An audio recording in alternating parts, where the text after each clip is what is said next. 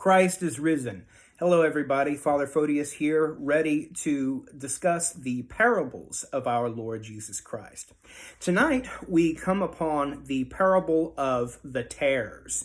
That is, the parable of the darnel weeds and the wheat. This particular parable, another agricultural one, as many of them are agricultural, deals with the kingdom of heaven. And just as a refresher, in this one, a sower goes out to sow seed. And while men slept, his enemy came along and sowed seeds of darnel weeds among his good seed. And then whenever they started to sprout, the man's servants came to him and said, "Sir, didn't you plant good seed?" And the man says, "An enemy has done this." And his servants respond, "Well, would you like us to go yank up the weeds?" And his response is, "No, leave them alone, lest in pulling up the weeds, you injure the wheat. Instead, let them grow up together. Then at harvest time, I will tell you, first gather up the darnel weeds, bind them up and burn them, and then gather up the wheat and gather it into my barn."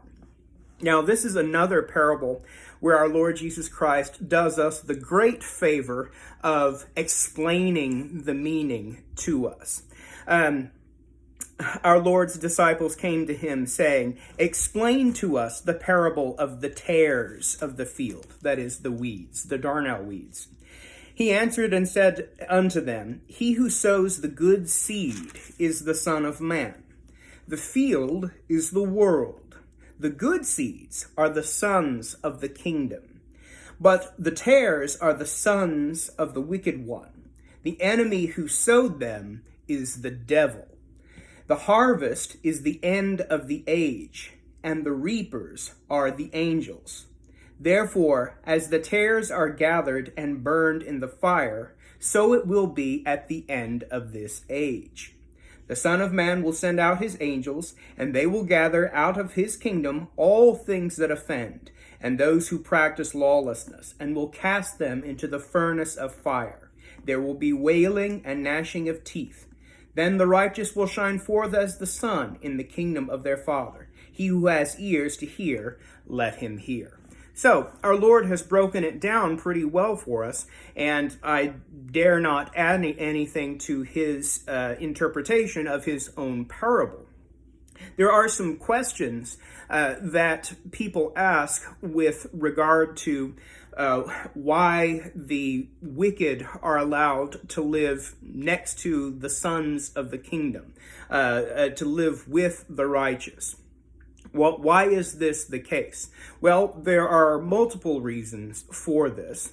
One of those reasons is that the faithful, those who belong to the Son of Man, they need to learn patience, because they will doubtlessly witness the wicked prospering. People have wondered, how is it that all these wicked people prosper and all these good and righteous people suffer so miserably?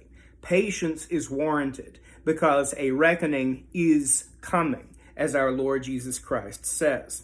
There is also the reason of the hope for the wicked one's conversion. That is, those who are the sons of the devil. Indeed, yes, a darnel weed is always going to be a darnel weed, and a stalk of wheat is always going to be a stalk of wheat. The hearts of human beings, however, can be molded and mended. And one who was a son of the devil can become a son of the Most High. So we hold out the hope for the conversion of the wicked in his lifetime.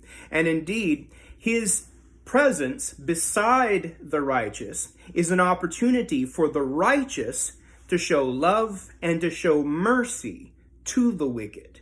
This is another reason for the existence of the wicked among the righteous, so that the righteous can show mercy and kindness and love. This particular parable takes seriously the problem of evil in the world.